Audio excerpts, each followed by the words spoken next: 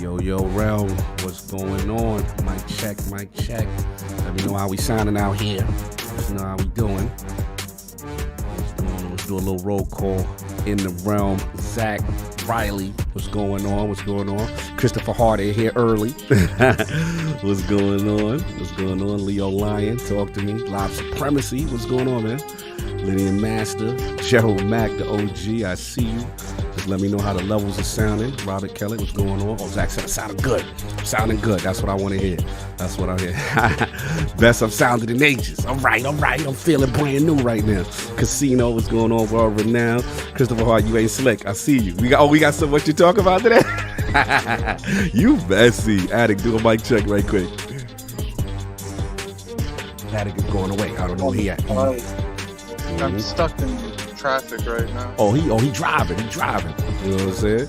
Gerald Mack, no doubt. That's what I want to hear. Thank y'all. You know what I'm saying? Beta Cypher, what's going on? So we got a legend coming through. Mr. Patrick Wren talking that Respawn talking that Jedi Survivor talk. We got a lot to get into, but we're going to get him in here. We're going to get King up in here. It's going to be fun. We got topics after, so it should be a good one. So I'll see y'all in a bit. Hear ye, man. Welcome to the show. If you would not mind, go ahead and find yourself a spot, get comfortable, grab a snack, do all that good stuff that we need to do, and we're about to get started. It's not important who I am. What's important is that you are pulling up to the Iron Lords podcast right now as we speak, and I guess I'm here to keep you entertained until it's time to get this show started. So look. Y'all done messed up and turned me to an animal. And haters be swearing they real, but come to find out that they really mechanical. And yeah, I be eating these rappers, but that's all a part of me being a cannibal. And they say I'm better than money because you can bank on me being accountable. I know a million rappers that don't want to be on a song with me, that's understandable. I kill a beat and they want to compare me to Freddie and Jason. I'd rather be Hannibal. They be like, why use a video game? Just be original, y'all too dramatical. I know it's random, but I am addicted to flipping the sample and making it flammable. This is that yoga, fire, flame. They think it's arson up in the apartment, they call it department and I get the blame. Still I be running, collecting them rains. You just a target when I'm in the range. I was the hardest to start regardless back when you was messaging people on AIM.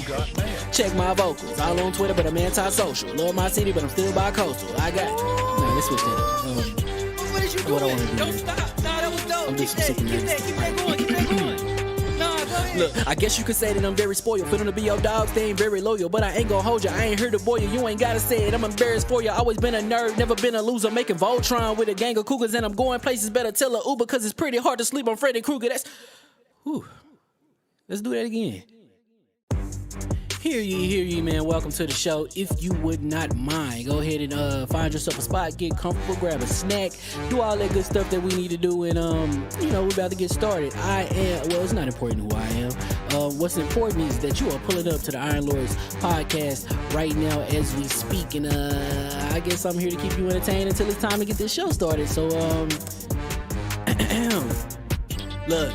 Y'all done messed up and turned me to an animal. And haters be swearing they real, but come to find out that they really mechanical. And yeah, I be eating these rappers, but that's all a part of me being a cannibal. And they say I'm better than money because you can bank on me being accountable. I know a million rappers that don't want to be on a song with me, that's understandable. I kill a beat and they want to compare me to Freddie and Jason. I'd rather be Hannibal. They be like, why use a video game? Just be original, y'all too dramatical. I know it's random, but I am addicted to flipping the sample and making it flammable. This is that yoga, fire, flame. They think it's arson up in the apartment, they call it department and I get the blame. Still I be running, collecting them rains. You just a target when I'm in the range. I was the hardest to start regardless back when you was messaging people on AIM. Check my vocals, all on Twitter, but I'm anti-social. Love my city, but I'm still bi-coastal. Let's switch that up. What is you doing? What I want to do. Don't stop. Nah, that was dope. I'm doing some super Keep that going. Nah, go ahead. Look, I guess you could say that I'm very spoiled. For them to be your dogs, they ain't very loyal. But I ain't gonna hold you, I ain't here to boil you. You ain't gotta say it, I'm embarrassed for you. Always been a nerd, never been a loser. Making Voltron with a gang of cougars. And I'm going places, better tell a Uber. Cause it's pretty hard to sleep on Freddy Krueger. Let's do that again. Hear ye, man. Welcome to the show. If you would not mind, go ahead and find yourself a spot, get comfortable, grab a snack, do all that good stuff that we need to do, and we're about to get started. It's not important who I am. What's important is that you are pulling up to the Iron Lords podcast right now as we speak, and I guess I'm here to keep you entertained until it's time to get this show started. So look. Y'all done messed up and turned me to an animal. And haters be swearing they real, but come to find out that they really mechanical. And yeah, I be eating these rappers, but that's all a part of me being a cannibal. And they say I'm better than money because you can bank on me being accountable. I know a million rappers that don't wanna be on a song with me, that's understandable. I kill a beat and they wanna compare me to Freddie and Jason. I'd rather be Hannibal. They be like, why use a video game? Just be original, y'all too dramatical. I know it's random, but I am addicted to flipping the sample and making it flammable. This is that This is that yoga, fire, flame. They think it's arson up in the apartment. They call it department and I get the blame. Still I be running, collecting them rings. You just a target when I'm in the range. I was the hardest to start regardless back when you was messaging people on AIM. Check my vocals, all on Twitter, but I'm anti-social. Love my city, but I'm still bi-coastal. I got nah, let's switch that up. What is you What I doing? wanna do, Don't man. stop. Nah, that was dope. I'm Keep just that, sick of keep this. that, keep that going, keep that going. Nah, go ahead. Look, I guess you could say that I'm very spoiled. For them to be your dogs, they ain't very loyal. But I ain't gonna hold you, I ain't here to boil you. You ain't gotta say it, I'm embarrassed for you. Always been a nerd, never been a loser. Making Voltron with a gang of cougars. And I'm going places, better tell a Uber. Cause it's pretty hard to sleep on Freddy Krueger. That's, whew. Let's do that again. Hear ye, man. Welcome to the show. If you would not mind, go ahead and find yourself a spot, get comfortable, grab a snack, do all that good stuff that we need to do, and we're about to get started. It's not important who I am. What's important is that you are pulling up to the Iron Lords podcast right now as we speak, and I guess I'm here to keep you entertained until it's time to get this show started. So look. Y'all done messed up and turned me to an animal. And haters be swearing they real, but come to find out that they really mechanical. And yeah, I be eating these rappers, but that's all a part of me being a cannibal. And they say I'm better than money because you can bank on me being accountable. I know a million rappers that don't wanna be on a song with me, that's understandable. I kill a beat and they wanna compare me to Freddie and Jason. I'd rather be Hannibal. They be like, why use a video game? Just be original, y'all too dramatical. I know it's random, but I am addicted to flipping the sample and making it flammable. This is that This is that yoga, fire, flame. They think it's arson up in the apartment. They call it department and I get the blame. Still I be running, collecting them rings. You just a target when I'm in the range. I was the hardest to start regardless back when you was messaging people on AIM. Check my vocals, all on Twitter, but I'm anti-social. Love my city, but I'm still bi-coastal. I got nah, let's switch that up. What is you What I doing? wanna do, Don't man. stop. Nah, that was dope. I'm Keep just that, sick of keep this. that, keep that going, keep that going. Nah, go ahead. Look, I guess you could say that I'm very spoiled. For them to be your dogs, they ain't very loyal. But I ain't gonna hold you, I ain't here to boil you. You ain't gotta say it, I'm embarrassed for you. Always been a nerd, never been a loser. Making Voltron with a gang of cougars. And I'm going places, better tell a Uber. Cause it's pretty hard to sleep on Freddy Krueger. That's, whew. Let's do that again. Hear ye, man. Welcome to the show. If you would not mind, go ahead and find yourself a spot, get comfortable, grab a snack, do all that good stuff that we need to do, and we're about to get started. It's not important who I am. What's important is that you are pulling up to the Iron Lords podcast right now as we speak, and I guess I'm here to keep you entertained until it's time to get this show started. So look. Y'all done messed up and turned me to an animal. And haters be swearing they real, but come to find out that they really mechanical. And yeah, I be eating these rappers, but that's all a part of me being a cannibal. And they say I'm better than money because you can bank on me being accountable. I know a million rappers that don't wanna be on a song with me, that's understandable. I kill a beat and they wanna compare me to Freddie and Jason. I'd rather be Hannibal. They be like, why use a video game? Just be original, y'all too dramatical. I know it's random, but I am addicted to flipping the sample and making it flammable. This is that This is that yoga, fire, flame. They think it's arson up in the apartment. They call it department and I get the blame. Still I be running, collecting them rings. You just a target when I'm in the range. I was the hardest to start regardless back when you was messaging people on AIM. Check my vocals, all on Twitter, but I'm anti-social. Love my city, but I'm still bi-coastal. I got nah, let's switch that up. What is you What I doing? wanna do, Don't man. stop. Nah, that was dope. I'm Keep just that, sick of keep this. that, keep that going, keep that going. Nah, go ahead. Look, I guess you could say that I'm very spoiled. For them to be your dogs, they ain't very loyal. But I ain't gonna hold you, I ain't here to boil you. You ain't gotta say it, I'm embarrassed for you. Always been a nerd, never been a loser. Making Voltron with a gang of cougars. And I'm going places, better tell a Uber. Cause it's pretty hard to sleep on Freddy Krueger. That's, whew. Let's do that again. Hear ye, man. Welcome to the show. If you would not mind, go ahead and find yourself a spot, get comfortable, grab a snack, do all that good stuff that we need to do, and we're about to get started. It's not important who I am. What's important is that you are pulling up to the Iron Lords podcast right now as we speak, and I guess I'm here to keep you entertained until it's time to get this show started. So look. Y'all done messed up and turned me to an animal. And haters be swearing they real, but come to find out that they really mechanical. And yeah, I be eating these rappers, but that's all a part of me being a cannibal. And they say I'm better than money because you can bank on me being accountable. I know a million rappers that don't want to be on a song with me, that's understandable. I kill a beat and they want to compare me to Freddie and Jason. I'd rather be Hannibal. They be like, why use a video game? Just be original, y'all too dramatical. I know it's random, but I am addicted to flipping the sample and making it flammable. This is that This is that yoga, fire, flame. They think it's arson up in the apartment. They call it department and I get the blame. Still I be running, collecting them rings. You just a target when I'm in the range. I was the hardest to start regardless back when you was messaging people on AIM. Check my vocals, all on Twitter, but I'm anti-social. Love my city, but I'm still bi-coastal. I got nah, let's switch that up. What did you do? What I wanna do? Don't stop. Nah, that was dope. I'm Keep just that, super keep nice. that, keep that going, keep that going. Nah, go ahead. Look, I guess you could say that I'm very spoiled. For them to be your dogs, they ain't very loyal. But I ain't gonna hold you, I ain't here to boil you. You ain't gotta say it, I'm embarrassed for you. Always been a nerd, never been a loser. Making Voltron with a gang of cougars. And I'm going places, better tell a Uber. Cause it's pretty hard to sleep on Freddy Krueger. That's, whew. Let's do that again. Hear ye, man. Welcome to the show. If you would not mind, go ahead and find yourself a spot, get comfortable, grab a snack, do all that good stuff that we need to do, and we're about to get started. It's not important who I am. What's important is that you are pulling up to the Iron Lords podcast right now as we speak, and I guess I'm here to keep you entertained until it's time to get this show started. So look. Y'all done messed up and turned me to an animal. And haters be swearing they real, but come to find out that they really mechanical. And yeah, I be eating these rappers, but that's all a part of me being a cannibal. And they say I'm better than money because you can bank on me being accountable. I know a million rappers that don't want to be on a song with me, that's understandable. I kill a beat and they want to compare me to Freddie and Jason. I'd rather be Hannibal. They be like, why use a video game? Just be original, y'all too dramatical. I know it's random, but I am addicted to flipping the sample and making it flammable. This is that This is that yoga, fire, flame. They think it's arson up in the apartment. They call it department and I get the blame. Still I be running, collecting them rings. You just a target when I'm in the range. I was the hardest to start regardless back when you was messaging people on AIM. Check my vocals, all on Twitter, but I'm anti-social. Love my city, but I'm still bi-coastal. I got nah, let's switch that up. What did you do? What I wanna do? Don't stop. Nah, that was dope. I'm Keep just that, super keep nice. that, keep that going, keep that going. Nah, go ahead. Look, I guess you could say that I'm very spoiled. For them to be your dogs, they ain't very loyal. But I ain't gonna hold you, I ain't here to boil you. You ain't gotta say it, I'm embarrassed for you. Always been a nerd, never been a loser. Making Voltron with a gang of cougars. And I'm going places, better tell a Uber. Cause it's pretty hard to sleep on Freddy Krueger. That's, whew. Let's do that again. Hear ye, man. Welcome to the show. If you would not mind, go ahead and find yourself a spot, get comfortable, grab a snack, do all that good stuff that we need to do, and we're about to get started. It's not important who I am. What's important is that you are pulling up to the Iron Lords podcast right now as we speak, and I guess I'm here to keep you entertained until it's time to get this show started. So look. Y'all done messed up and turned me to an animal. And haters be swearing they real, but come to find out that they really mechanical. And yeah, I be eating these rappers, but that's all a part of me being a cannibal. And they say I'm better than money because you can bank on me being accountable. I know a million rappers that don't want to be on a song with me, that's understandable.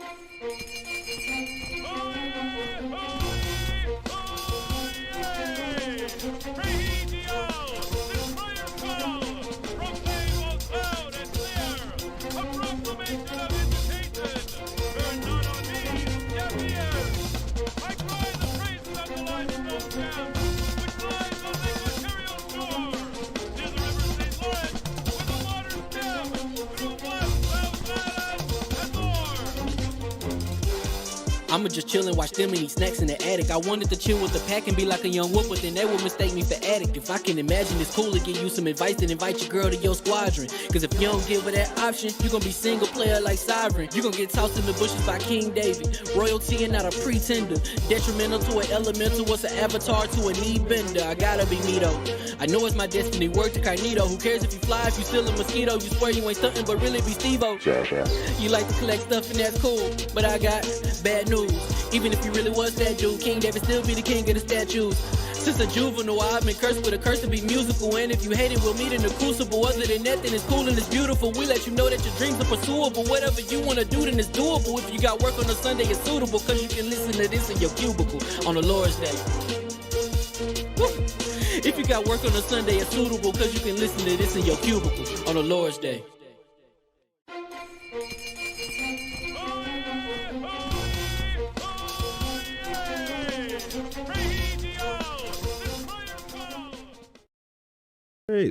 All right. Mic check, mic check. I'm going to talk to the people, right? Can you give me a little mic check there, sir? I'm taking my focus. Oh, you you plugging early. Right I gotta be focused today. Gotta be. Oh yeah, we gotta be focused there. You got a legend in the building. We got Lord Patrick. We just get a little mic check from you, right quick. How we sounding? You sounding good. You sounding glorious. Good. You sounding like a Jedi to me right now. I'm rocking that beard in the game, by the way. Yeah. No doubt, we're gonna get into it. So hear ye, and we are live. Welcome to the Iron Lords Podcast, LLC, and also live on lordsofgaming.net, episode number 302. It's another glorious Sunday. We're back at the round table on the Lord's Day. And today, I'm extremely excited about our special guest, and we've got Respawn Entertainment and Star Wars Jedi Survivor. CMA blocking Microsoft's ABK deal. Okay. Asus ROG. I'm gonna call it the ROG, even though he's like, it's the ROG COG. I'm COG, I'm calling it the ROG. ROG allied to discuss, so we gonna get right into it. I want to introduce a Lord whose passion for video games and pop culture is only matched by his technical acumen in both single player and addicting multiplayer sandboxes. This Lord's career has recently respawned into a studio who, in my opinion, has never made a single bad game. Introducing the senior encounter designer at Respawn Entertainment and the former senior multiplayer designer at 343. The Lord of Cal Kestis and BD1, who hilarious made us all fret in Halo Infinite multiplayer, and is still one half of gaming's royal power couple with Lady Rachel. Live from Washington and making his triumphant return into the realm of the Lords, my man, Lord Patrick Wren of Respawn Entertainment. How we doing, sir? Doing good. I don't know how you come up with those amazing intros, but every time just like, sounds good. I appreciate it, brother. For you, a Lord in your realm of game development, it's only right we show you the proper respect here in the round table. How you doing? Has it set in? The release of or your work is out in the wild, and how's it feeling right now? It's feeling really good. It's been an insane week.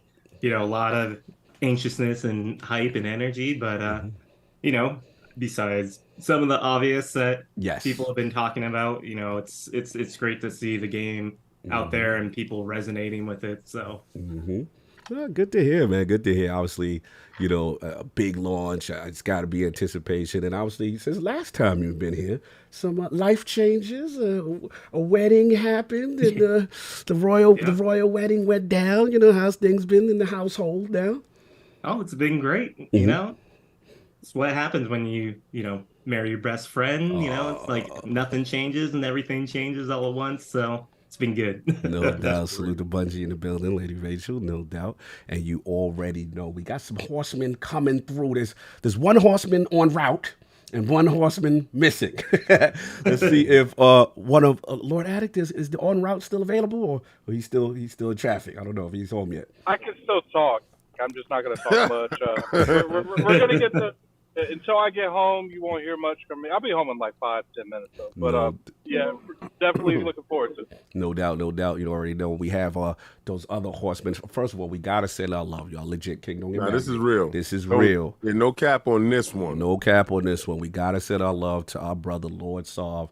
You know, it's a loss of the family, and he's going to address some stuff. So he really wanted to be here. Obviously, you know him not being here. It's got to be serious. So send some legit love. Flood his timeline, him and his brother, Lord Kai Batu. There's a loss of the family, and we miss you, brother. And we know you're going to take care of business. We're going to hold you down and have some fun, hopefully, when you come back. So we go check him out right there. So, then we got my co-host, the co-most in traffic, my brother from another mother, the difficult game conqueror, Lord of his own world, and the how of the young wolf, Lord Addict on the move of the Addict Show. How we doing real quickly?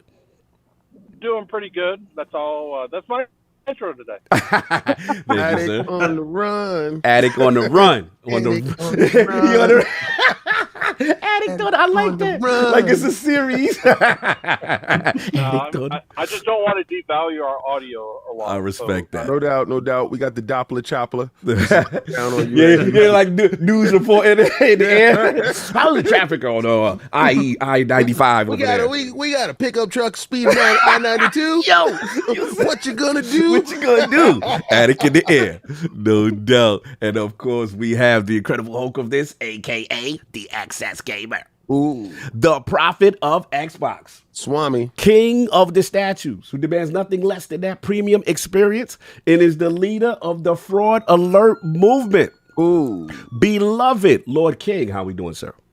Doing better than Microsoft at the moment. Ooh, Ayo. All right. Well, okay. Things is kind of crazy over there right now. Crazy in these acquisition streets. Yeah, man. I'm gonna get to what I was playing because we're gonna get to everything else. But what I've been playing this week has been great. First, I've been playing Jedi Survivor. Now I went back to Jedi Fallen Order thinking, I gotta clear this up because we gotta play Jedi Survivor. We having a dev on. I gotta get it together. I got it in Fallen Order. I'm looking around. I'm like, what I gotta do? What planet I gotta go to? There was no waypoints. And it was like New Game Plus played over here. I was like, ended that. Good. I felt good. Did it already. So, jumped right into Survivor, and I was just like, oh, snap. So we're going to get to the oh, snap moments because there's a lot that I can talk about with that. Definitely saw me playing Fortnite. Also, I downloaded Blue Blaze, the tag team fighting game that just came out, animated fighting game. It has to be some type of renaissance with fighting games right now because I have at least 7 fighting games downloaded that came out within the last 4 months on my Xbox, and I'm playing in between like JoJo, Blue Blaze, just so many games. I'm like, wow, this what is it? Not Fatal Fury, the Neo Geo game. Was it King of the Fighters? Yeah, King of the Fighters.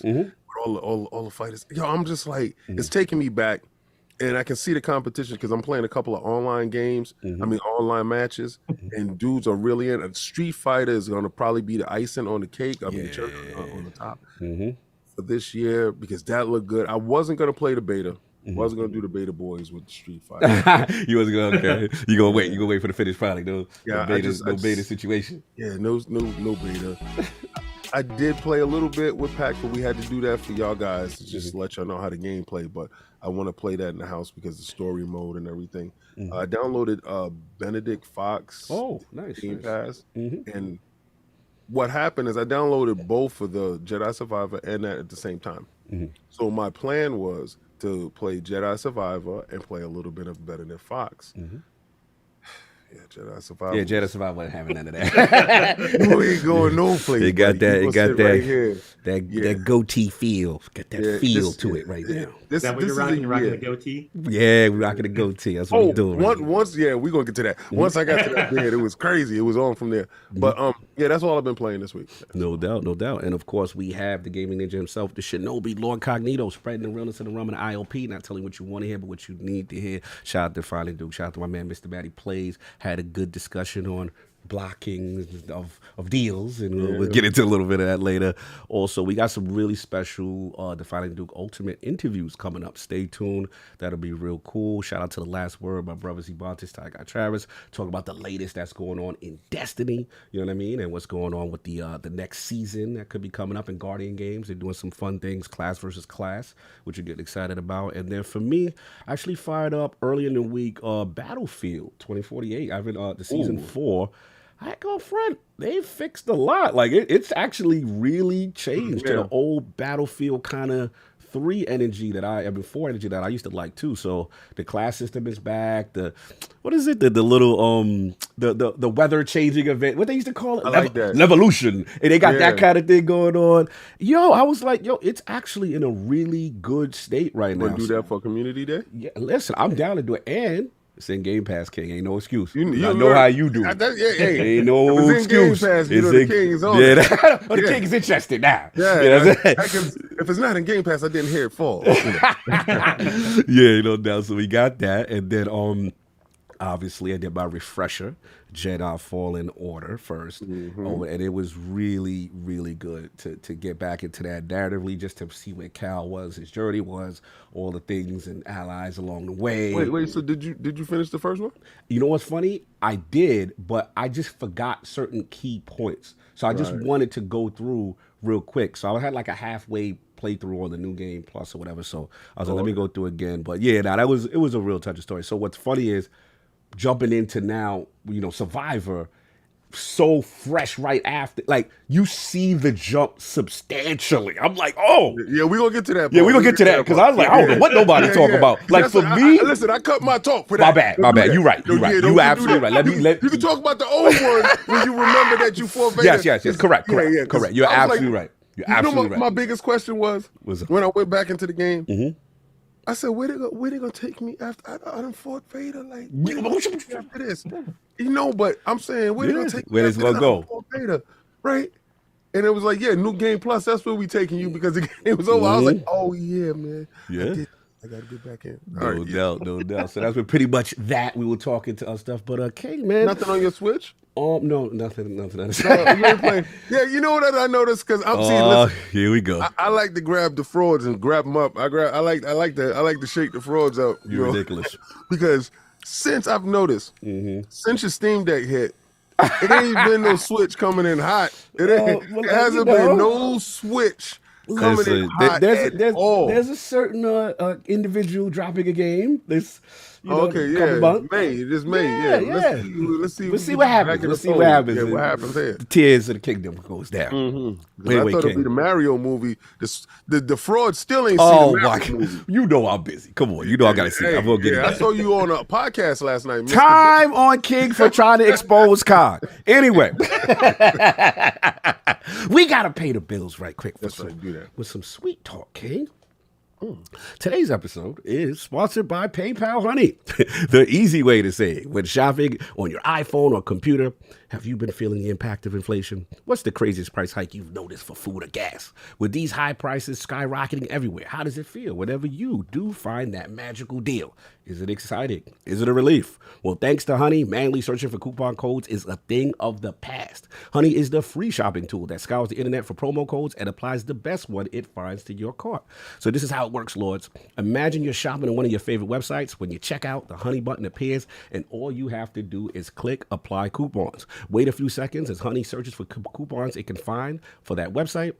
If Honey finds a working coupon, you'll watch the prices just drop.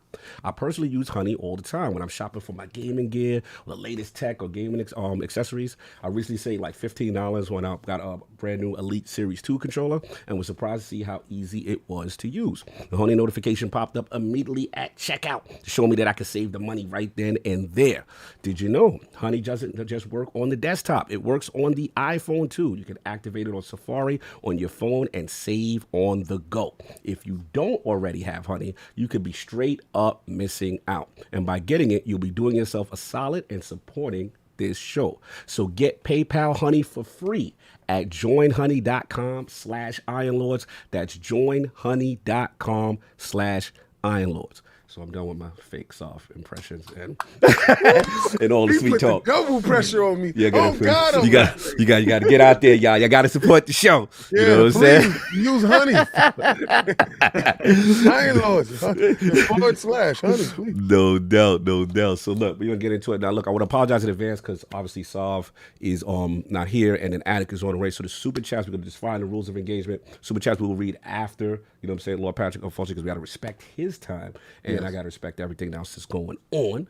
But now that we got into all that business and sweet talk and all that stuff, we got to talk about our special guest. We got to talk about Lord Patrick Wren, you know what I'm saying? His recent journey to Respawn Entertainment, being a Star Wars fan, and of course what led him to now being senior design director at Star Wars Jedi Fallen Order. Director. Ooh! Come on, don't inflate me. Don't inflate. Don't put that on you. Don't put that on me. So look, real quickly, also, Lords, if you want to know his illustrious gaming history. Remember, King, he had that Game Gear talk. He had that Yeah. GameCube talk. We could have talked. Go check out ILP episode 214, where you can really get into the gaming history. What we want to talk about now is kind of briefly this transition when this recent career opportunity, you get to Respawn. What's it like to be a day in the life of a design director? And then as far as, just for anyone who doesn't know what that entails, what's the life like? For a senior encounter designer. Encounter designer, correct. Sorry, that's correct. You're correct. Got to keep you on your toes. Got to keep you on my toes. You got to correct. Yeah, encounter design is it's really fun. Basically, any non-bosses in our game, so any enemy composition, anything that you're fighting, is what the encounter team does. Got it. Okay. So we work with the level design team.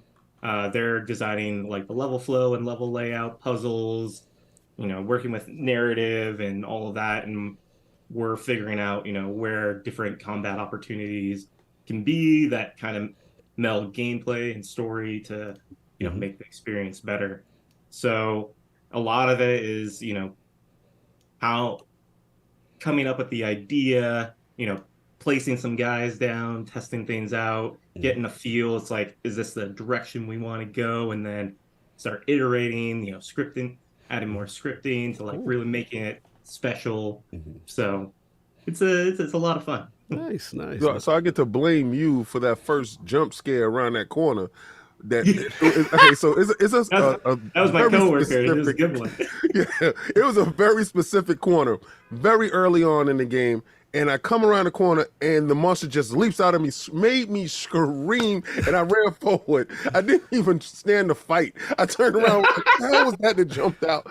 But that was a good placement in that area. So encounters was, that's good. Good placement. So. No doubt. And I gotta ask, obviously I'm a huge fan of Respawn. So I gotta ask, what's it like working with one of the legends in the game? I consider one of the legends in the game, Lord Vince Zampella. You get a chance to interact with him at all? Obviously, he's got a lot of history in the gaming business. Yeah, I haven't interacted with Vince directly, but I mean, he's in every company meeting, every team meeting. He's someone that has his finger on the pulse and is like someone who he's amazing. Like I've really respected like all of his views and all the decisions he's made. Like. Yeah, Vince is awesome. Salute the Lord Vince, you already know. Now, I want to talk about kind of like the early game development for you guys, for you and the team. Obviously, you're not kind of working on the first game, but like, what was your connection, if any, to Fallen Order, the original? And then what was some of the things like maybe the team wanted to address or complaints you wanted to get at when getting into the encounters and stuff of this game? Yeah. So I joined in last year. It's 2 years ago. Time flies. Yeah, Time flies. Yeah, I was about to say that was 2 years. It was the end of 2021. Yeah. So the team had a good handle on where things were. We're still had a lot of game to make, but the great thing was in my interview, I asked that same question because I like this kind of see when I'm joining a company. It's like, how are you taking learnings and growing? And for encounters, there's a lot of making sure the world felt more lived in, that characters, once you go into a space like, everyone knows that Star Wars feel, right? Oh, yes. Skybox. Yeah, and there's definitely a lot of that in Fallen Order and a lot of awesome things. But, there's some stuff where, like, characters would stand around a little bit more. There wasn't as much staging when you're coming in of stuff all the time. And that was something we really wanted to address to really make something react. Nice. No, that's really, really informative. We got resident lordsofgaming.net writer, my man, senior editor. What's going on? Lord Gondor, just want to do a mic check right quick. Make sure you sounded okay. How do I sound? Sounding glorious, sir. Beautiful. Sounding glorious. Excellent. That's what I'm talking about. So yeah, I just wanted to, obviously, I'm assuming Addict and Lord Gondor have the most hours out of all of us. So let's actually pitch it to King first, because I just wanted to, now that King has kind of, played a bit. I think me and you have the least hours out of the group, as far as the new one. But like, what's your feels? Any questions you had for Lord Patrick at first, just about now that you're getting into Survivor? Well, okay. Knowing that where his level of expertise is, first I'm going to give high praise to the game for just it feels at least 2 times more than the last game, if that was ever possible. In the beginning of the first game, I noticed how expansive it looked, how detailed the graphics were, how good the animations were. I did have a nitpick with the animations of Cal while he was running in the first game, and the second game seemed to address that with, he's a more mature Jedi. He's a little bit deeper into the Force at this period of time. Shout out to the beard game. Yeah, the beard. And, he's just looking more of like he grows into his man strength and his confidence as far as the Force goes and stuff like that. But the world, the aesthetics, I'm looking at these monolithic architectures that's like in the back. That it had a real Star Wars feel. It felt because Star Wars lives in a machine world and analog world. There's not really so much digital in it. It gives it an analog feel to it, right? So it gives it an old VHS feel, but it's supposed to be future tech. And the first game felt a little bit barren when you went to certain worlds. This feels like lived in. The first planet that I'm at and the first town that I got to, it felt really lived in. The world, the details in the grass, the foliage is 3 times more. The architecture on the walls and the level design is, you have different paths. I've noticed, this is my question to you, Patrick. Like, when they gave you the layout, and I know you didn't work on the first game really had 1 or 2 paths to get to said objective. Is this a lot harder dealing with the fact that you have at least 6 or 7 paths to get to the main objective, and you had to design encounters around the possibilities of individuals going to their objective, like to get to the town? I know I had like at least 8 different ways to get to the town. Yeah, I mean, a big objective to this game is player expression and exploration, and how do you want to approach situations, right? Which you just talked about. And the biggest challenge is we could put encounters everywhere and like chock full of stuff, but like that gets really tiring and repetitive after a while. So it's a lot of, where's a cool place to put something that makes sense, that is really engaging and, builds the world out, instead of just, putting a bunch of guys for you to fight through. So it's been fun trying to figure out, like, what that balance is. Yeah. Do you do dialogue? Real quick, I just want to tell the chat, we're not going to spoil anything. Relax. I keep seeing no people say no spoilers. Yeah, no, we got you. Don't worry, I ain't spoiling anything. And the Lord's ain't spoiling, so we good. I have one more question. Good. All right, so being that you control the encounters, did you control the banter? Like, because a lot of times you'll hear banter from another room. You're in one room and you hear some people talking in the next room, and you just don't want to break their conversation, so you want to creep up just enough to listen. It's an encounter that's going to happen, but the conversations is so funny before you get to said encounter. Was y'all in control of that aspect as well? It was a partnership between us and the narrative team. Nice. Okay.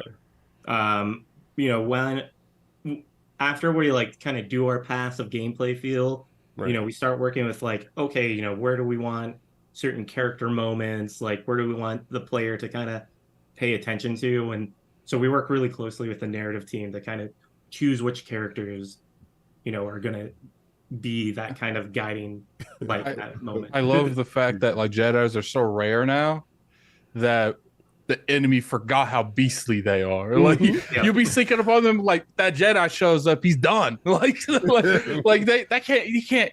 Who? Why is everyone running from him? And then he shows up, and like the only thing I kind of would have wanted is like some fear in the occasionally, because I feel like other games do it really well. I think like Shadow of Mordor, like where if you kill like a leader or something, like the rest run. It's like, but then a lot of them are clones, so they probably ain't even really have the willpower to be able to run like that too. So. No, I feel you. You know what's funny anecdote, but it's like part of me the charm of the Star Wars Star Trooper is kind of being an idiot and like thinking like when you deflected your lightsaber against them and killed like 3 of them and they still like I still got a shot.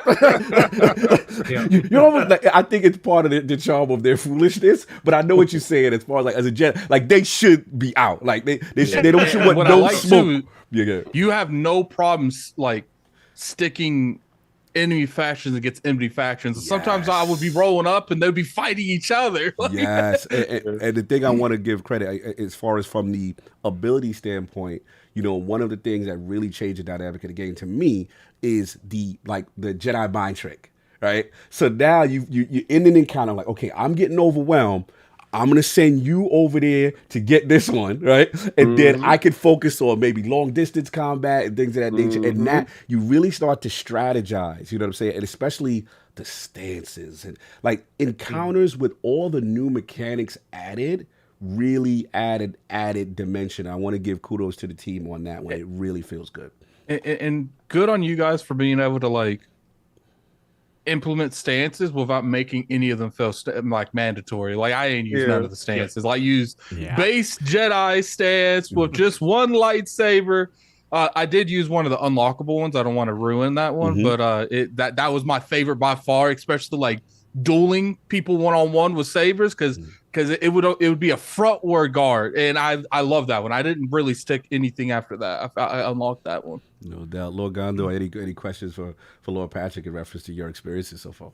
Yeah, so for the viewers watching at home, so far I have about 13 hours into the game, and so I've gotten more than a strong enough feel of like how the various stances work. However, like since you are an encounter designer, I did want to ask you about the various nuances the encounters you work on differ. So like I really want to know about like how much goes into designing like a narrative-based encounter as opposed to an open world encounter that you might not run into if you're just mainlining the game. Yeah, that's a great question. For the one thing that you kind of have an advantage of with like a side encounter is it's more about what do you want this to be kind of like a fun thing, or do you want it to be like this is your challenge, right? Do you want to, because like you said, not everyone's going to experience it. So for the people who do, what kind of experience you want it to give them. Where with story stuff, there's a lot of very important pacing and difficulty curves and things because we want it to be an engaging experience, but we also don't want it to be too easy and boring, but we don't want it to be too hard and frustrating. So there's a lot more very specific balance that goes into the overall game when you're doing a story encounter, where a side content can be very like focused on its own balance. Well, God. You had another one? Yeah, and like bouncing off of the like various encounter types, when you're designing like stuff that you'll definitely find when you're mainlining, how often does it swing between? How often did you feel that you got the chance to swing between something that specifically had to tie into the narrative and something that you were given an area to make something happen, but got to add your own creativity to it? Ooh, I mean, it's a great question. I think this kind of goes to talking a little bit about, team structure and team makeup, especially on our team at Respawn, where everyone is really empowered to put their mark on the game. And, I worked really close, like I said, really closely with all these other teams. And, I got a lot of opportunity and freedom to pitch ideas to them to build cool things that fit together. So, there were certain things that were like, hey, we need this to be for this specific story moment, but a lot more collaborative and really a lot more open within a box, right? We had our constraints of what we're trying to do, but within that, we're allowed to do pretty much anything. So you still kind of have that creativity, and it's not just locked in. Because I thought it might be difficult with like, maybe obviously you got the lore, you got to respect that, and then you got the whole overarching ethos of the narrative and things of that nature. But it's interesting to see that you can kind of put that together, still put your little individuality and feel into it. As far as the question I've always wanted to ask, I don't know if this is specifically related to your team, but like one thing I always find interesting with Jedi Fallen Order and Survivor is what I call the classic between encounter, where Cal is sliding in between the wall. But I had to give you guys credit. Normally those are like super boring to me, but the way you guys do it, like BD will hop up. Cal will move his legs and adjust. I would actually say, in terms of set pieces, Survivor is like up there with Naughty Dog set pieces. Yeah, there's this one particular where you team up with something, and like the set piece is just insane, like absolutely bonkers. Like, yeah, bro. I wanted to comment on that specific. Again, I don't know if that's your team, but it definitely leads to the encounter that I don't like. Talk to me about that, because people are like, oh, it's just a loading, but I feel you guys are really creative in that aspect about it. Yeah, because this is a 20 to 50 hour game, as people are kind of finding out, depending on how much they want to try and 100% it or just mainline it. So like when we're building stuff, we're always looking at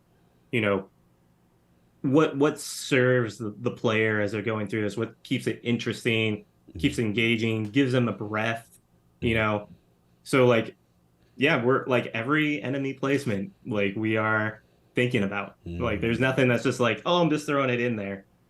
So everything start out. Yeah. Is there one encounter that you've pitched that's like your baby encounter that you felt that you wanted in there that we're not gonna spoil? Got in there? Yeah. I mean, without spoiling. The answer is yes. Because you was very, very specific. You knew which one I was talking about, and you was able to point that your boy put that one. Oh, you know what's funny? At the beginning, I asked him a certain thing to where I was. Yeah. He's like, yeah. He's like, you like all these? He's like, yeah. He's like, I did that.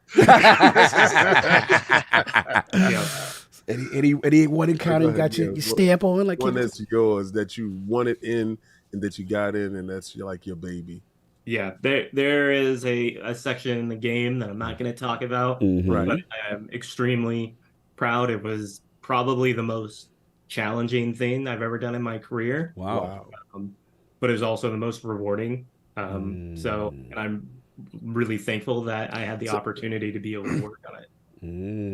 Interesting.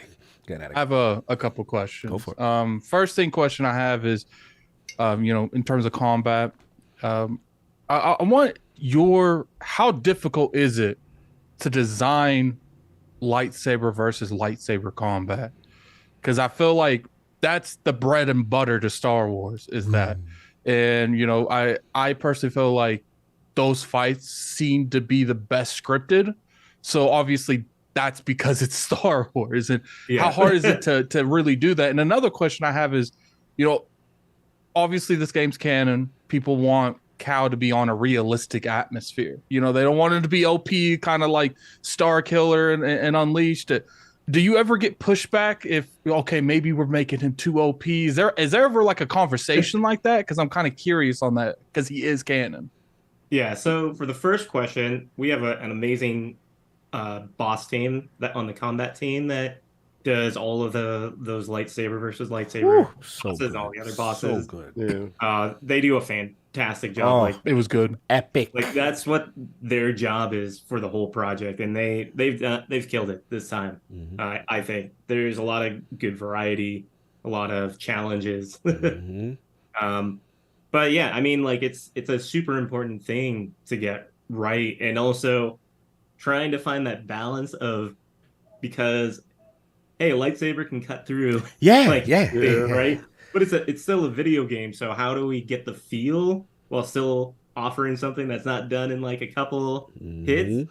Unless you play New Game Plus with the Purity. Because let me tell you, y'all, let's go. You want a whole new game experience? Really? That's how it is. That's what to do. Okay, that New Game Plus. Okay. All right. So if you want to talk about like a couple little things about New Game Plus at some point, I'm all down. You game for that. Okay. So, then for the second question, it's we definitely try to make sure that there are some things we can kind of gamify, right, to make it maybe a little bit more powerful than probably canon, but like we try to keep it pretty grounded as much as we can. But you know, we'll do cool things if we're like, this is an awesome experience, right?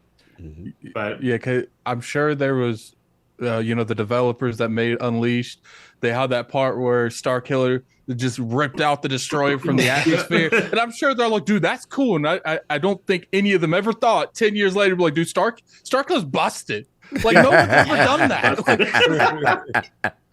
that. My next question is, like, in terms of lore, you know, you're working with probably one of the most beloved franchises in existence, and I would say that I've seen other franchises, you know, for example, like Halo. I kind of felt like people who made the Halo TV show didn't really respect the lore a whole lot. But as far as like the studio, when addressing how you're going to handle certain things in the game because of the lore of Star Wars, is there like a huge collaboration with LucasArts, or are they just, at the end of the day, they look at it, then they approve it? I'm not as well into that part of it.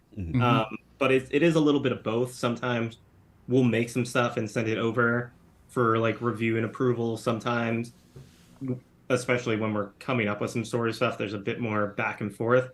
But they're pretty hands off for the most part. Obviously, they have the final say on stuff because they have the bigger picture. They, you know, we have a lot of Star Wars fans on the team, but you know, sometimes there's gaps in knowledge too, right? So it's a good back and forth, and honestly, like, things that I've changed have been like small details and not like, oh my god, like you can't do this, right? So no one's pushed back. Like, Pat, you're doing too much right there. We gotta slow you down a little bit right now. Exactly. Yeah, I was actually really surprised you put the cross guard in the game, because that is in the trailer, so that's not like leaking anything. But no doubt. Look, God, let's sneak one more in before we move into one of my next questions. Yeah, since we're talking about stuff that's in the trailers right now, I just want to know who decided to make the Rancor this game's version of Ogdo Bogdo, and that super hard to fight, maybe unbeatable early appearance. I mean, so Jason DeHarris is our combat design director, and he leads his team with Iron Fist. No, I mean, like, that was. I don't know whose decision it was to put it there, but like that's one of the things though that we love though. Like, we want to put things for people to explore and maybe find it too early also, because those moments are super exciting when it's not scripted and it's just based on the player. So like having something like that is super important to have early on for players to find. I.e., he wants you to wander into a place that you're not supposed to be. Yeah, exactly. You get roughed up. You can get roughed up. Actually, I'm glad you brought that up, because that was something I've been thinking about while playing this game so far. It has an excellent sense of discovery, because you can see like the general area of the map, and if you turn on like the navigation assist, it does help you figure out where you can go, but unless it's a mainline quest, it doesn't necessarily push you in that way. And I'm not entirely sure if this ties into like the encounter design, but I did want to ask if you had any insight into that sense of discovery that this game is very good about instilling into the player. Yeah, so that's definitely our level design team. Like, straight up, you know, there is a lot of stuff that resonated well in Fallen Order, like the Venerator crash on Zepho, and you know, being able to go to Dathomir early. Yes, and get the main rough story stuff. Much to Yeah. Grease's disappointment. Early. Yeah, exactly. I did find the double blade, that was my That's where highlight. I was like, found I it got what I too. want. I don't need to be here no more. Yeah, exactly. But Continue. so, like, you know, those types of experiences were a huge influence. I know, talking to some people and like they wanted to make sure that all the side content was really meaningful, even in small ways too. Like, not everything has to be this big like dungeon, for lack of a better word. But like, it can be just like, oh, here's this cool path with a fun little encounter and a cool reward. Yeah. That feels like it's part of the world, right?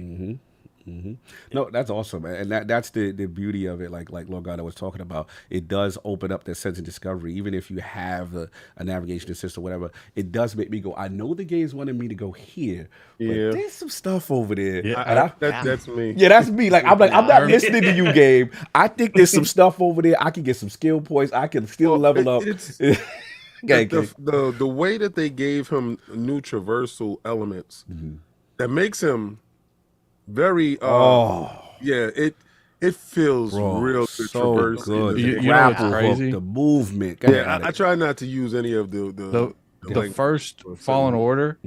I didn't know you could upgrade your healing stems, and I had 3 almost the entire game. Oh my and God, man! And I got to a fight towards the end of the game. You guys, I'm sure you guys could tell me which one it is. It was the circled Sith dude. It was like lava everywhere. Yeah. That dude, I almost beat him twice, and I was like, dude, there's got to be something. I don't know what's going on, like, because it felt so punishing. It's like he hits me one time, I'm almost dead. Well, you felt like how I felt when I played Final Fantasy Remake, and I didn't know that to move over the Cura and the stronger versions of the bad. And I'm using basic. I use basic Cura from the beginning to the end, Sephiroth fights, and I'm literally every 5 seconds doing the pause, and right, heal. And then somebody's like, God, you just move the directional pad to the side, and there's the stronger versions, and I'm like, literally made it a Souls encounter every fight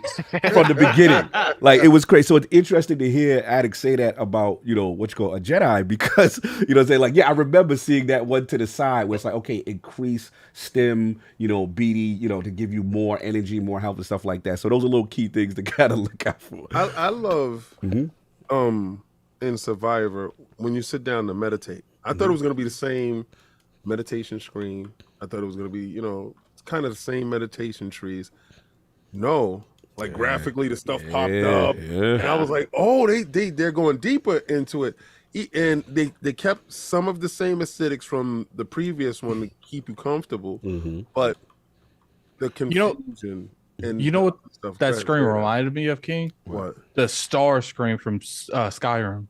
Yes. Oh yeah. Speaking as somebody whose girlfriend is playing through Skyrim, you are 100% on the money right there. He on it. So look, we got to ask some more questions. I want to jump in reference to obviously how the game's performing. The reviews currently doing pretty well. Stellar, like sitting about an 86 Metacritic. But we got to talk about the elephant in the room, Lord Patrick, about the performance. Now I know you guys dropped a day 1 patch. But we still have heard multiple reports of people, especially on PC, really having serious issues. Get PC, dude. Okay, King. But some people want, they want to show off their build. They wanted to get over there. Yeah, got the premium experience. Slanted a PC Master Race. You know what I'm saying? But look, I respect that. Y'all messing. It's one of those things that sucks, right? Yeah. Because nobody wants to play a game that's performing bad. We don't want people playing a game that's playing bad. And I'm not, this isn't more of making excuses or anything, because I think everyone saw the tweet that we put out. Yes. Like, it's being worked on, like, we acknowledge that. But like, games are so much more complex, I've noticed, especially within the past 5 years. And there's so many more PC configurations. And like, I didn't even realize this until I really started working like harder on PC, that just 2 different PC components can be incompatible with one another in a way that just makes the game run bad. Not our game, just in general. Like, I remember a time where my buddy and I forgot what game it was, a couple of years ago, where we're going to play co-op, and we both had pretty similar specs, same video card, but like a different CPU. Played fine on mine, stuttered all the time on his, and he couldn't play. And it's just like, it's so difficult, and we we work really hard. We have a lot of smart people working on it. More patches are coming, so no doubt. The performance will get better. I 100% believe that. Yeah, it does suck that it was not where it should have been. No, I respect your answering that. Again, I'm not trying to put this. What I say is, buy the console versions. Oh my god, where I'm not having that problem because I have VRR, and I was sitting there like, I was like, what the hell are they talking about? This game is running beautifully. I put it in quality mode. I'm like, this is incredible. I put it in performance mode. I said, this is mind blowing. And then I heard the PC dudes talking about the frame rate. I said, well, you got to tweak and twerk it. You got to tweak and twerk it. So I understand that you got to lower the resolution and you got to get into it. But listen, I can give you a suggestion. While they're patching up your version, go buy Series X. This is the buy a new console. Yeah, buy a new console. Listen, or buy PlayStation 5 and buy the game there. So while they're patching up your stuff over there, you can play in good resolution and have such a great time. I mean, I know Patrick can't say it, but I can say it for him. So buy 2 copies. Yeah. One that they can fix up and the one that you can actually play. Tweaking and twerking. Thank you, my king. You got to tweak and twerk it. Got to master race. 1 second, Gondo, I got you. Okay, but what I want to say is that I do, like, obviously we know that hopefully the patches are coming, and that Taliban definitely need that VRR patch to take advantage of by TV. So please relay that to the team. You know what I'm saying? But what I did want there was a comment that was made in reference to before, because I want to know if you agree or not, Patrick. If this is accurate. This is from Del Harris. He's a senior character artist at Naughty Dog currently. He was previously at Respawn. So he said, when making a game for a console, you're making it for one set of drivers and hardware. When making a game for PC, you're making it for like 900 plus possible combinations. Something can really look and feel ready until you release it to millions of people. Developers are trying really hard, but it's not easy when dealing with unstandardized platforms, especially with how complex and graphically intense modern video games are. Do you agree with this statement? Yeah, definitely. I mean, I kind of hinted at that earlier with, my experience with playing a game, with trying to play a game with my friend with 2 slightly different computers, right? Drivers is actually a whole nother issue. Like, you can have the same exact computer setup with people on different drivers. One person can be fine, and another person can be just like crashing every 10 seconds. Not fair enough. It's crazy, And we have compatibility teams and are testing on multiple stuff, but there is just that many components out there. No doubt. Lord Gondo, you have something else on this before we move on? I did want to ask, since we're on the technical part of this discussion, at least between PlayStation and Xbox, which seem to have the more difficult technical issues to resolve in development? I don't know how better to describe it, but I didn't have as much insight into this for this, especially being on Xbox for so long for Halo. I've been so used to just working on one platform. I think this generation in particular is pretty comparable, which makes it very nice. It's very small differences. I heard there's just how memory is managed has to be slightly different per console, but there's not I worked on a 360 and PS3 game back in the day, and man, that when you want to talk about different consoles and which one's more difficult, the PS3 is a nightmare for multi-platform back in the day, where it's really not that anymore. Gotcha. It's more of smaller trade-offs, right? Gotcha. You know what Patrick looked like right there in that scene, right there. He looked like Neo. When they were shooting at him on the roof, and he was like, "Yo, you still?" He answered the question. He answered the question. Don't do it. Yeah, he said, "You're not gonna give me what that question is." You out of pocket. I love that. I love that. He said, you know what? The difference is very minute. You know, it's just a little memory thing. They're pretty much the same. They both have the same problems. Next. You gotta fucking What's funny is when he said that, I came this close to saying that's a question we avoid. For real. But I had to watch the major. I had to watch the one do it. I was thinking about it in my head, and the moment that it came out, I was like, "Oh no!" I will say though, you good. Shout out to PS5, the little controller featers and BD talking to you through the controller is kind of magical. Kind of sweet, King. Yeah, no, I wouldn't know that. When I played Deathloop, I missed out like 2 hours of the game because I didn't realize Homegirl was speaking in the controller. I didn't hear her at all. So like he's talking to someone, no one's talking back, and I thought it was buggy. No.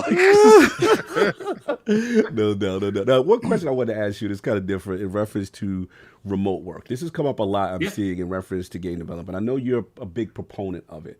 You know, Respawn, from my understanding, you know, in this particular case, you're able to kind of get this sequel out in less than 3 years. Is that accurate? Or about 3 years or so? 3.5. 3.5. Fallen Order was November 2019. This is end of April 2023. Right. Yeah. So my question is, you know, we're seeing game development time sometimes take a bit longer, you know, take some in that 4 or 5 year range, you know. And one thing people I'm seeing is like, okay, some people are like, hey, we love the fact that we have the convenience, the ability to work from home, to be remote. That's a huge advantage to get more people to join the team. Then other people I'm speaking to in the industry will say, well, that is a convenience, but then some people are like, hey, you lose the ability to say, okay, if Patrick's right in the room with me and his team right then and there, we may not have to play phone tag or telephone so as much, and some things take longer. Like, where do you sit on that? Because correct me if I'm wrong, at 343, you were able to go into the office, but now Respawn, you're kind of remote. Like, what do you like better, or what do you think about game development as a whole with remote work really being more a part of it? Yeah, it's a great question. I mean, I'm a huge proponent of remote work. I think it opens up a ton more opportunities. Like, I didn't work on Jedi Survivor if there was no remote work in another like world. Personally, like, yeah, I would like a hybrid approach. Like, I'd like to be able to go in the office like for a day or two to like, you know, do some meetings, get some face-to-face time. But like, there's so much in game development that you can do from home now. But it's like going from a hybrid approach at 343 to remote for me personally has definitely been a challenge because, yeah, you have to learn new ways of communication. You have to make sure, you know, you write documentation different ways. Like, it's, you know, there are adjustments. And I think in terms of like when you look at the industry with like different game development times and stuff, just some companies have done a better job adapting to that and some haven't. You know, being able to work in Unreal with it being a more public engine, there's a lot more tools for that. Some proprietary tech out there, you all of a sudden have to rewrite a bunch of stuff or add a bunch of things to make remote work. You know about proprietary engines. Yeah, exactly. Continue. This is Unreal Engine 4, right? Yeah, this is Unreal 4. It looks absolutely gorgeous. I want to get you down to the magic moment where we are, right? Which is, you know, Jedi Survivor. You know, you being a big Star Wars fan personally. You know yourself, a huge Star Wars fan. And then a lot of people don't realize you actually worked on a Star Wars game before. Was it Star Wars First Assault? Yep, it's called Star Wars First Assault, the game that never was. That never came right. So this is kind of, I want to say like a redemption story for you. And it says like, you're such a Star Wars fan. You worked on something back in days of LucasArts that didn't come out. You know, you go full circle to here, and like you're part of a team that is now arguably, KOTOR fans don't come for me, what I'm about to say, but arguably one of the best Star Wars games ever. You can make top 2, top 3 arguments, KOTOR fans. I know there's a lot of you. I respect y'all. You know what I'm saying? Hey, but Jedi is giving, I know you down with the KOTOR team too. So, but Jedi's giving that feel that me and Addict talked about, like that game of the year type feel and energy of what this game was. So like, where you actually would put this a little bit below Knights of the Republic. Okay, so Like, but you got it close though. You got it. Yeah, and I think because the only reason I'm like not 100% there is because I feel like comparing the two is unfair because Knights of the Republic's so old. Like I feel like if you put that into a newer setting, it would level the right Level the now, playing like field. Yeah, I know bar what for you're bar, going. this is a better game than Knights of the Republic. But I feel like that's a unfair comparison. All I would say is we have to say the history of Star Wars games as a whole. As you look at wouldn't all of them be considered great, right? So it basically now Masters of the Terracasi, Kane. Oh, okay. What do you think of that fighting game? PS1. Yeah, you know. I would choose to refrain, but but for me personally, it's always the KOTORs and now Survivor. And the reason why I have to throw Jedi Fallen Order, Jedi Survivor in the conversation is because these characters are so beloved.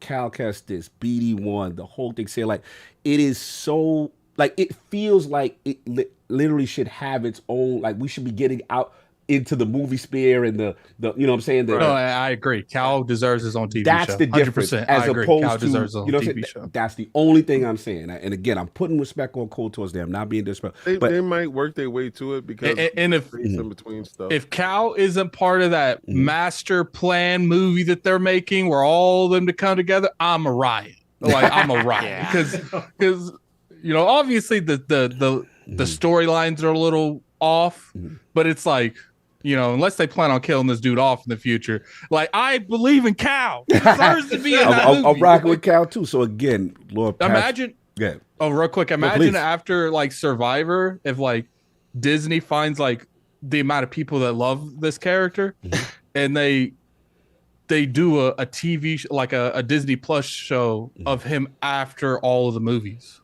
Ooh. That'd be kind of fire. That'd be kind of fire. So that's what where I was getting at with all of this is, just trying to put everything in the pantheon, right? The proper pantheon. Right. And now that you've come full circle, you worked on a Star Wars game that didn't come out, but now you're on this. Like, has it sunk in to be part of this greatness of one of your favorite franchises? I think it's starting to. It definitely didn't like a couple days ago. It's like, oh, it's out. Like it happened, but I think it's starting to, like you said, like this being part of this team in particular, couldn't have asked for a better team to land on to develop a Star Wars game.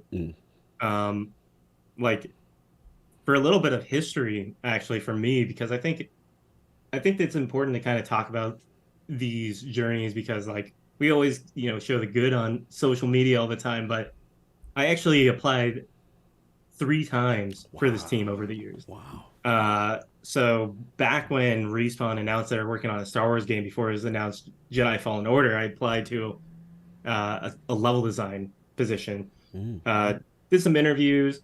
I had just first-person shooter experience. They were looking for third-person action, so it didn't work out. But and then, tried again early 2021 for a technical design role.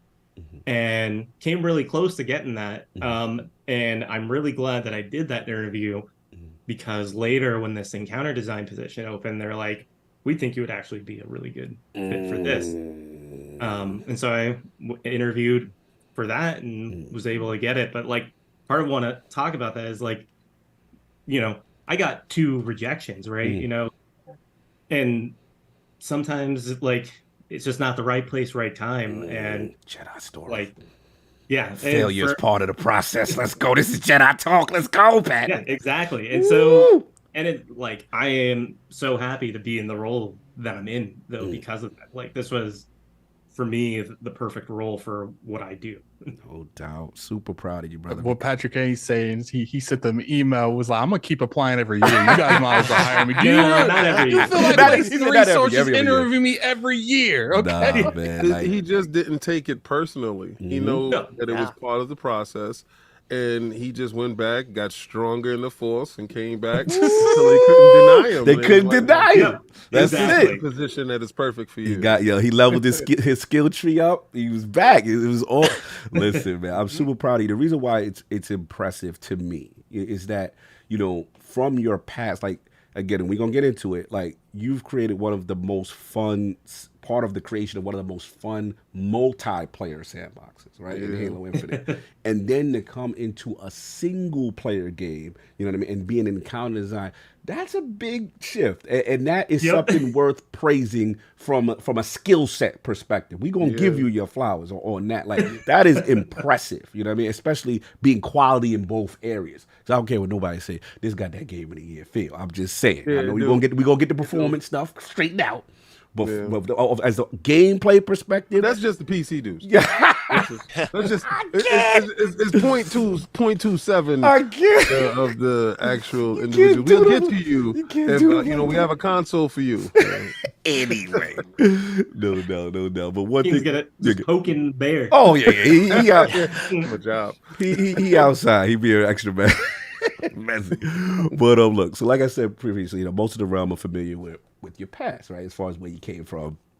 Obviously, Halo Infinite, obviously that sandbox. You know what I'm saying? You had a part on Fret as far as multiplayer sandbox. I love Fret, by the way. Fret is hilarious. That's great. Yeah, when you're running around, all right, guys, you know what I'm saying? Watch out. Woo, be careful. Like, he's just so nervous, energy. He's the one I rock with all the time. So I remember we talked about, obviously your role in that and then things. So I wanted to get into as far as like Halo Infinite, and obviously there were some comments that you made, about what's going on, but one thing I respect about you was your brutal honesty about it, and when it came to the way you feel Halo Infinite was handled, obviously, the layoffs, obviously, made some comments about leadership, and then that the layoffs shouldn't have happened, and developer stress overall during that time when the devs were trying to push to make Halo a better game for the community. So looking back, do you still stand on those comments regarding the mismanagement at 343?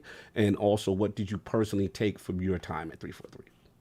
I mean, yeah, I wouldn't have made those comments if I didn't. Oh, he's standing on him. So, there's obviously a lot that I can't talk about. But like, I'm not gonna say that 343 was all bad. I had some wonderful times there. Met some wonderful people. Made some incredible friends, that I met. I mean, like, later, it says something when later in life you meet someone at work and they're part of your wedding, so but there was obviously a lot of missteps. It always felt like my job was harder than it needed to be, of all of our jobs. So there are certain things I wish I could talk more. Right.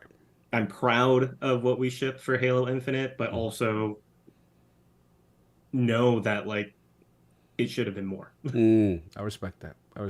Yeah. I respect you stood on it. And again, in your defense, a lot of people agreed with you and actually echoed some of the statements as far as things needing to change there. And hopefully, with new leadership and the comments that were made, that this would get a chance for them to course correct and deliver. Because I've always said, regardless to the issue being, I felt, as far as the delivery of consistent live service content, I've always said the core gameplay from a multiplayer sandbox is excellent. You know what I mean? Yeah. The actual, when we fire this thing up, we do community streams, game great. So salute to you for making the comments, standing on your square. And again, obviously, you probably wish the team the best, your former colleagues that's still there. 100%. Hopefully they could deliver. Here's like the one last thing I'll say. Get it. Nobody wants to make a bad game. Sure. No, right. Like, everyone wants to make something that's awesome that people are going to enjoy. And like, I've only met like maybe one lazy dev in my whole life. But like, you see those comments as a developer, and it's just like, I understand, like, you're upset, but like, let me tell you, like, people ain't being lazy about it. Talk. I feel, and that's why I love these kind of conversations, because again, you get it from the horse's mouth. You get to understand how things work, and a lot of times in gamers, we get it wrong. We think all they got to do is flip a switch. You know what I'm saying? It is not. Put it on the switch. That's a lot of development work. Shout out to the Switch game. That one is performance issue. Oh man. Anyway, before we wrap, I just want to make sure everyone got some more additional questions. Addict King, Gondor, I see you cooking. Gondor, what you got? Yep. I have something I've been really wanting to ask about. How much did your team work on a certain mini game in Survivor that you are rewarded for. Oh, you are rewarded with extra parts to play this game with by playing the rest of the game. Yeah. I mean, like we had a core team working on that the whole time. So like we have like a really awesome tech design team that really takes these types of like systems and just runs with them. Like somebody had an idea to do this and just ran with it, right? And to your point, the reason why I love that mini game is it plays into itself with just playing the game. Right. Like you're rewarded for going out and like doing certain things in the game that then you can get to do in this mini game that then gives you rewards for the actual game, right? Yep. Nice. Yeah, like out of the 13 hours I've played, at least an hour and a half, maybe 2 hours of them have been spent losing to Scuba Stev. You know what's funny? He'll touch you. You know how much I don't care about side stuff? Oh, I have absolutely no idea what they're talking about. You refuse to do side content. None whatsoever. You got to give this a chance. Because like you just get the additional Can I fight parts. Can I fight someone doing it? Tell Gondor, are there any rewards for him for this so that I can incentivize? Yes, there are cosmetic. That's not called cosmetic. Oh, he's done. He's done. Yeah, he's done that. You should never say cosmetic. There's resources to buy gameplay stuff too. Yeah. Okay. No, right. no doubt. I'm sorry, I want to make sure you're good. Attic, any more questions on? Obviously, you're pretty far. You know what I'm saying before we wrap up. Yeah, Patrick told me I'm like the last stretch, like the last chapter. And and I could already tell what's about to happen because it was kind of dropped. So it's interesting, man. One thing I will say is I do feel like if it wasn't the performance issues of this game, I do think it would have been a 90+ Metacritic game. Like that's how good it is. Like people that saying the PlayStation version wasn't hit too much for the performance issues, I disagree. I think we're just talking about like an upper echelon game got hit down a couple because of the performance, but I still think that 87 isn't justified. I think this game deserves a higher one than that. No doubt. Over here, King, any other questions with Jedi related before we close up with Not really. I just like the fact that the game is at least 2 to 3 times greater than the first one, and if that's telling you that a lot of people thought the first one could have been Game of the Year, that's letting you know that this one is in contention for Game of the Year. In a year where we're going to have a ton of great games come out, it should be vying for that top spot at the end. From the little bit that I've played, because once Gondor said he paid 13 hours, I'm just like, okay, bro. Probably about 20. Attic is like 20. Yeah, see, and these individuals. All right, so let's push those guys to the side. Those. If I wouldn't have watched the Evil Dead last night, I probably would have finished this morning. I ran out of time. He's a you savage. Gotta put the abnormal guys. The abnormal guy. They're abnormal. And all right, so I'm the normal guy. I'm like 4 to 5 hours in. All right, so normal guy, normal things, playing at a normal pace, right? Normal pace. I've just noticed like the textures on the clothing. I put it on the widest view. Yes. I have that a wide huge view. Yes, screen please. television. And I'm looking at the distance. I'm trying to break the engine, right? Because I'm hearing that these individuals talking about they're having performance issues. I'm looking at the distance. I'm saying, wow, you can see all the way in the distance with no pop-up. And then the foliage distance, the LOD is really crazy.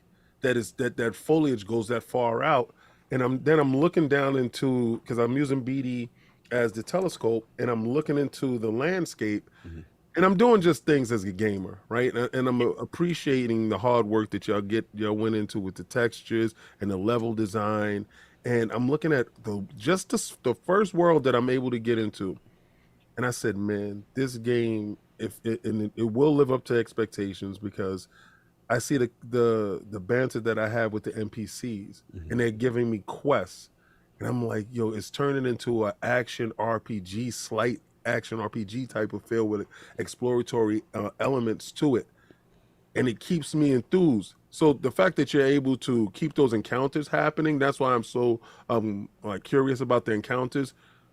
With the way that I'm able to traverse the world, and the way that you and your team is purposely placing encounters around the world to keep you having a good time, I gotta say you did a great job. Yeah, because team at was no fantastic. point in time did I feel like the world was barren, that I didn't have anything to do with something around every corner, and you guys really nailed that fun aspect of it. I think you're supposed to have for every 3 to 5 steps, you're supposed to have like 3 to 2 minutes of encounter time. How did y'all do that? Like manage the time between encounters and to make it feel like it's something constantly happening? It's definitely a really good question.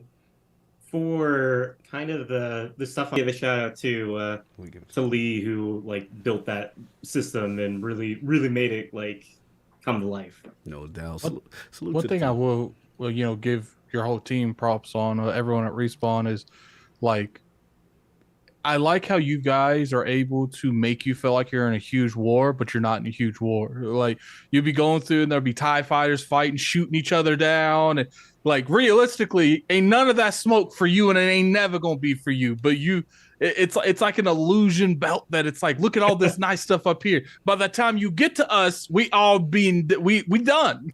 But it gives a nice immersion.